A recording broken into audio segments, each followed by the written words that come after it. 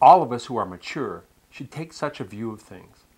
And if on some point you think differently, that too God will make clear to you. Only let us live up to what we have already attained. Philippians chapter 3, verses 15 and 16. While we were living in Israel, Mike overheard two men in our neighborhood having a heated debate. Our Jewish host, Bert, asked if Mike thought the relationship was being jeopardized by their disagreement. Mike thought the men couldn't walk away as friends after such intense shouting. But Bert replied, "Separation is the Gentile way. Whenever they disagree, they're alienated and estranged from each other. But that isn't so with Jewish people. Our relationships are more important than the issues we disagree with." We were deeply convicted by Bert's observation and believe this is what Paul is affirming in the Philippians passage we cited. Through Bert's insight, we realized how much today's followers of Jesus, especially husbands and wives, need an effective way to deal with their differences. This is one reason we wrote Growing Relationships Through Confrontation. Please discuss this material and put its truths into practice. Have you noticed the massive increase of intolerance over interpersonal differences that's flooding our nation? That kind of narrow-mindedness is the fruit of an atomistic society. People walk away from even long-standing relationships over trivial matters. The unwillingness to agree to disagree is destroying marriages, families, and friendships. Within Christendom, the philosophical debate mindset of Hellenism causes people to take an adversarial approach to disagreements.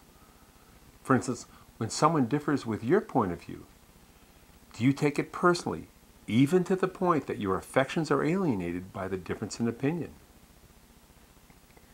Confrontation is not synonymous with conflict.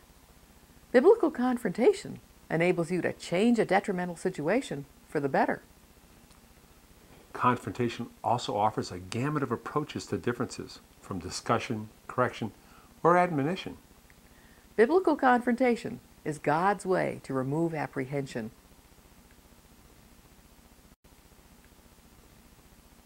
The goals and processes involved in confrontation are redemptive.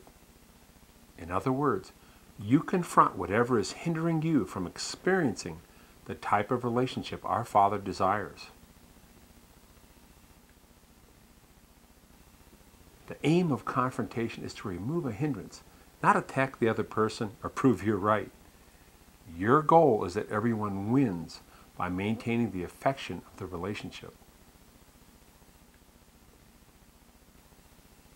Conflict, on the other hand, is related to discord and hostility. Conflict entails a win-lose element in which one person has to be the victor while the other goes down in defeat. Conflict is the key factor in competition. Only one person or team can win.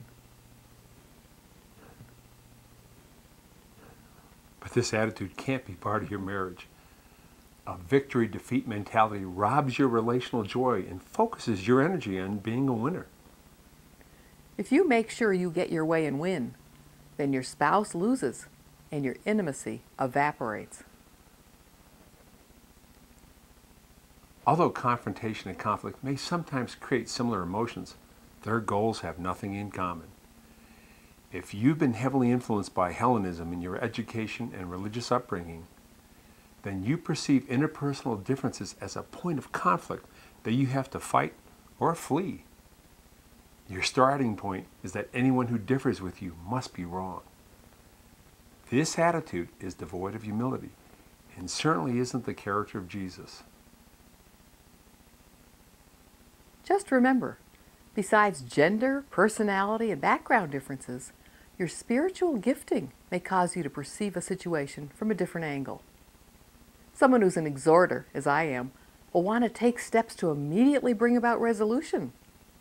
But a person with a mercy gift may avoid a difficult issue out of concern for the other person's feelings.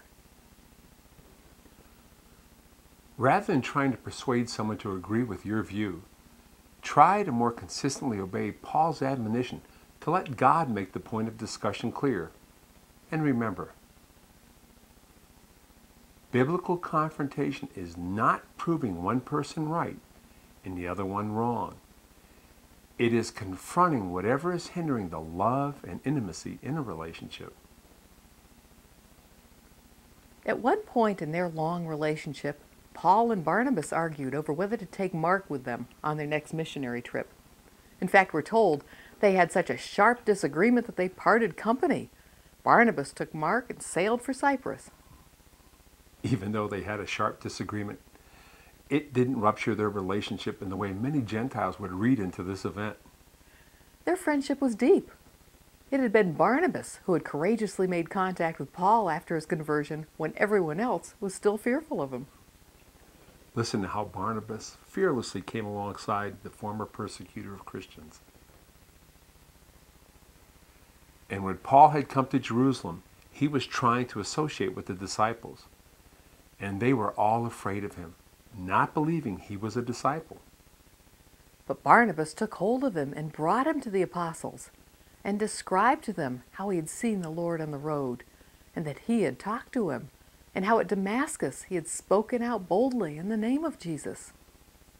Acts chapter 9, verses 26 and 27. When the Antioch disagreement arose over Mark, the young cousin of Barnabas, the faith community put the matter into the hands of God as the men headed to different destinations. Paul chose Silas and left, commended by the brothers to the grace of the Lord. It's doubtful that Barnabas spoke badly of Paul to Mark, for the young man later joined Paul in his ministry. My fellow prisoner Aristarchus sends you his greetings, as does Mark, the cousin of Barnabas. You have received instructions about him. If he comes to you, welcome him. Colossians chapter 4, verse 10. And again, Paul demonstrates that confrontation doesn't mean that a relationship has to end. He praises Mark as someone who's changed from being an unreliable deserter to becoming a useful ministry partner. Another time where apprehension arose, Paul had to address a situation that could have generated serious conflict if left uncontested. In a remarkable act of courage, Paul confronted Peter for his hypocritical fear of those who demanded that followers of Jesus be circumcised. When Peter came to Antioch, I opposed him to his face because he was in the wrong. We know that confrontation isn't easy, but it's truly an expression of brotherly love to not want a fellow follower of Jesus to go on walking in error. Paul wasn't the exception to the nervous stomach that can accompany confrontation. You can feel the intense emotions that these encounters cost him. I came to you in weakness and fear and with much trembling. Throughout the scriptures, the ability to confront an issue while maintaining the relationship is seen as the pattern of God's people with each other. Let's look at two examples. If your brother sins, go and show him his fault. Matthew chapter 18, verse 15. If you are offering your gift at the altar, and there remember that your brother has something against you, leave your gift there in front of the altar. First, go and be reconciled to your brother. Then come and offer your gift. Matthew chapter 5, verses 23 and 24.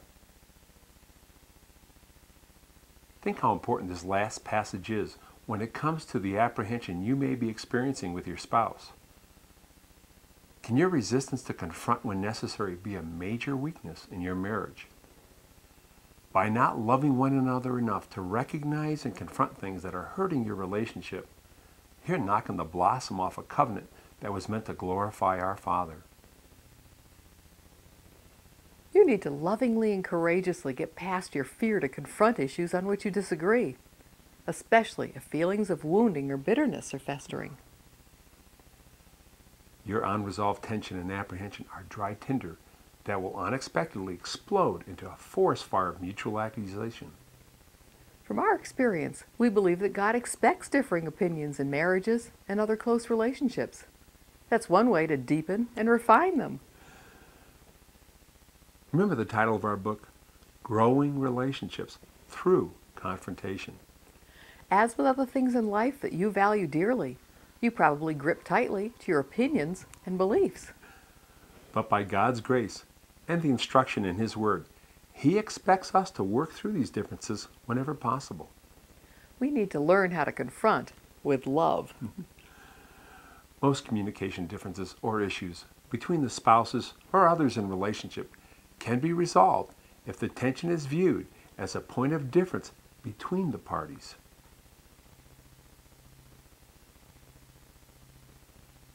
In other words, you need to view your difference as, we have a problem, not you have a problem. We have a problem provides the basis for mutually confronting what is hurting you. You have a problem spawns accusation and conflict.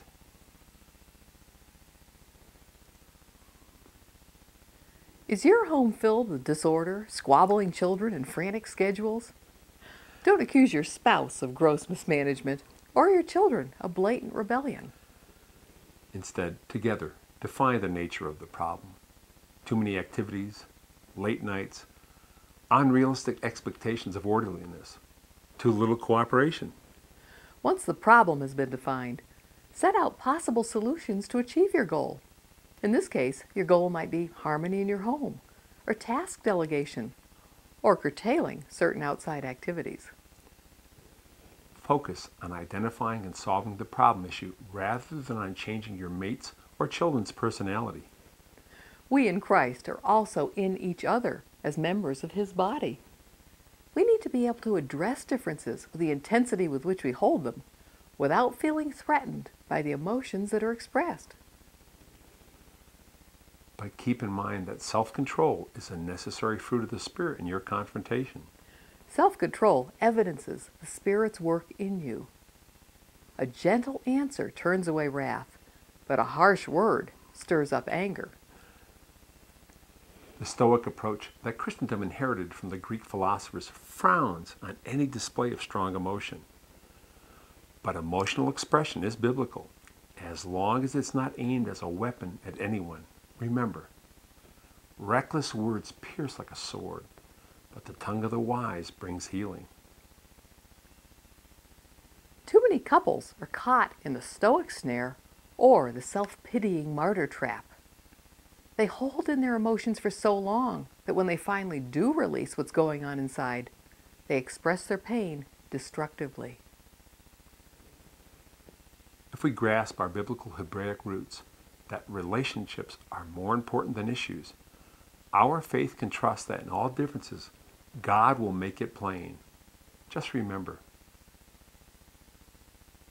your love for someone can't grow while apprehension is present. Again, please go together through our book, Growing Relationships Through Confrontation, to face and eliminate relational apprehension. And see if this scenario from our book is part of your experiential baggage. Jerry Harvey, a business management specialist, illustrates the consequences of a non-confrontation in his book, The Abilene Paradox and Other Meditations on Management. One particularly sweltering afternoon in West Texas, Harvey, his wife, and her parents were sitting on the shady veranda playing dominoes.